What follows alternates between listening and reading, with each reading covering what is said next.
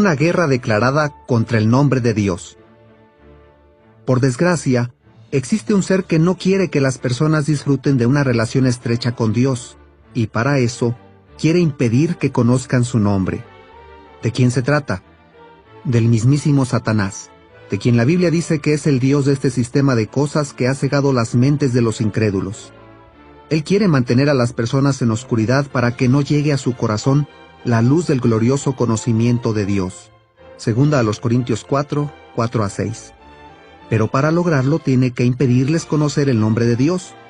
Pues bien, ¿cómo ha cegado a las personas? Una herramienta muy útil en sus manos ha sido el conjunto de religiones falsas. Ya en la antigüedad había judíos que, siguiendo una tradición contraria a las Escrituras, no pronunciaban el nombre divino. De hecho, durante los primeros siglos de nuestra era, parece que los judíos que leían en público decían Adonai, Señor en hebreo, en lugar del nombre divino cada vez que éste aparecía en las Escrituras. Esta práctica probablemente repercutió en su espiritualidad y privó a muchos de una relación personal con Dios. Pero pensemos en Jesús. ¿Tenía la misma actitud que sus contemporáneos con respecto al uso del nombre de Dios? Jesús y sus discípulos dieron a conocer el nombre divino. En una oración a su Padre, Jesús declaró: «He dado a conocer tu nombre, y lo daré a conocer». Juan 17:26. A juzgar por estas palabras, es lógico concluir que Jesús pronunciaba el nombre divino cada vez que leía, citaba o explicaba porciones de las Escrituras hebreas en las que aparecía dicho nombre. Sin duda, debió usarlo en su ministerio con tanta frecuencia y naturalidad como lo hicieron los profetas de tiempos anteriores. Aun si en aquel entonces ya había judíos que no pronunciaban el nombre de Dios, es obvio que Jesús no pudo ser uno de los que seguían esa tradición. A fin de cuentas, él criticó duramente a los líderes religiosos que habían invalidado la palabra de Dios a causa de su tradición. Mateo 15:6. Sus discípulos fieles continuaron dando a conocer el nombre divino después de que él muriera y resucitara. De hecho, en el Pentecostés del año 33 de nuestra era, precisamente el día en que se formó la congregación cristiana, el apóstol Pedro citó una profecía de Joel en un discurso dirigido a judíos y conversos. Dijo: «Todo el que invoque el nombre de Jehová será salvo». Hechos 2:21.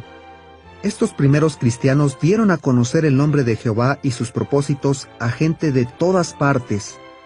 Eso explica las palabras del discípulo Santiago durante una reunión de los apóstoles y los ancianos de Jerusalén. Dios dirigió su atención a las naciones para sacar de entre ellas un pueblo para su nombre. Hechos 15:14. La siguiente es información suplementaria. ¿Empleaban los primeros cristianos el nombre de Dios? En tiempos de los apóstoles, en el siglo I, se formaron congregaciones cristianas en muchos territorios distantes, cuyos miembros se reunían regularmente para estudiar las Escrituras. Pues bien, ¿aparecía el nombre Jehová en sus copias? Por aquel entonces, el griego era el idioma más internacional. Por eso, en muchas congregaciones se empleaba la Septuaginta, una traducción al griego de las Escrituras hebreas que se completó en el siglo II antes de nuestra era.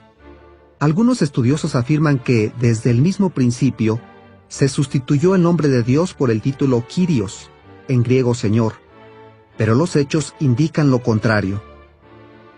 Ciertos pasajes de la Septuaginta griega datan del siglo I antes de nuestra era. En el texto griego se aprecia claramente el tetragramaton, los 4 caracteres hebreos, correspondientes a las letras YHWH, que representan el nombre Jehová. En una revista especializada, el profesor George Howard escribió: «Contamos con 3 copias de la versión Septuaginta griega de tiempos precristianos, y el tetragramaton nunca aparece traducido por la palabra Kyrios. De hecho, ni siquiera se traduce. Así pues, podemos concluir casi con absoluta seguridad que los judíos del período del Nuevo Testamento, así como sus antecesores y sus sucesores, incluían el nombre divino en el texto griego de las Escrituras». Biblical Archaeology Review. ¿Qué hay de los apóstoles y los discípulos de Jesús? ¿Emplearon el nombre divino en sus escritos inspirados por Espíritu Santo? El profesor Howard asegura: podemos concluir sin ningún género de dudas que, mientras se mantuvo la forma hebrea del nombre divino en la Septuaginta que empleaba la Iglesia del Nuevo Testamento, los escritores del Nuevo Testamento incluyeron el Tetragrámaton en sus escritos cuando citaban de ella. Las pruebas demuestran, por tanto, que los primeros cristianos encontraban el nombre de Dios tanto en sus traducciones de las escrituras hebreas como en sus ejemplares de las escrituras griegas cristianas. Retorno al artículo.